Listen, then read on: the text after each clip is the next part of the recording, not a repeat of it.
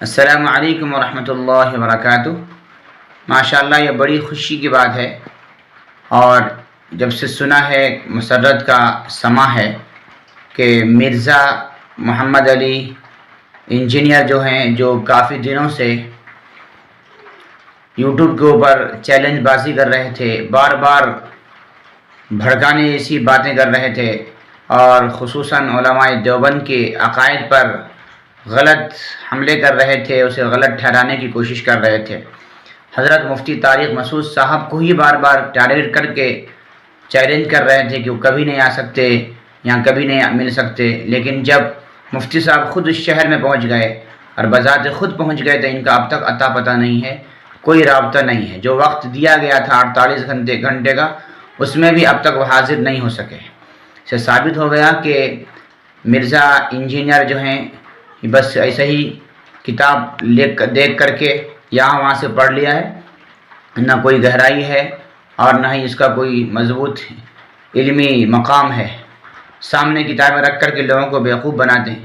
کافی دن سے یہ دل چاہ رہا تھا کہ اس کا کوئی بہترین سا جواب دیا جائے، لیکن چونکہ وہ دوسرے ملک میں ہے، ہم لوگ دوسرے ملک میں ہیں، یہاں سے اس سے براہ راست بات چیت ممکن نہیں ہے، اور یوٹیوب کے ذریعے سے جواب دیا جاتا ہے اس کا وزن اس لیے کم ہو جاتا ہے کہ لوگ جو چاہتے ہیں، جس طرح چاہتے ہیں، اس میں کاٹ چھانٹ کے غلط طریقے سے بہت ساری باتیں اس میں ایڈٹ کر دیتے ہیں۔ میرا جو کچھ بھی ہوا اچھا ہوا۔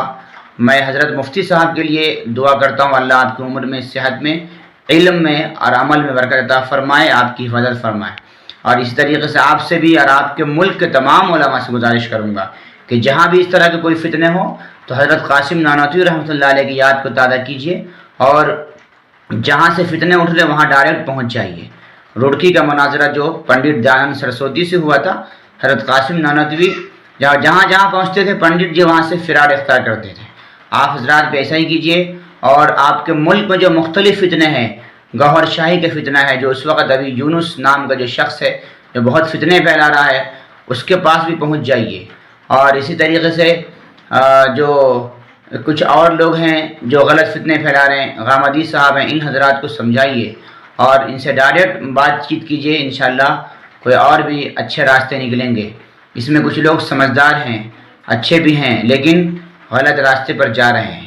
تو آپ اور آپ وہاں کے جو اور مقتدر علماء ہیں، انشاءاللہ اگر یہ کام شروع کر دیتے ہیں تو فتنہ خود بخود دبنا شروع ہو جائے گا، اور لوگوں کو سچائی اور حقیقت بھی معلوم ہو جائے گی۔ میں آپ کی اس جرأت کو اور آپ کی اس بے باکی کو، آپ کی اس محنت کو سلام پیش کرتا ہوں، اور دعا کرتا ہوں اللہ آپ کو بہترین بدلہ عطا فرمائے۔ السلام علیکم ورحمۃ اللہ۔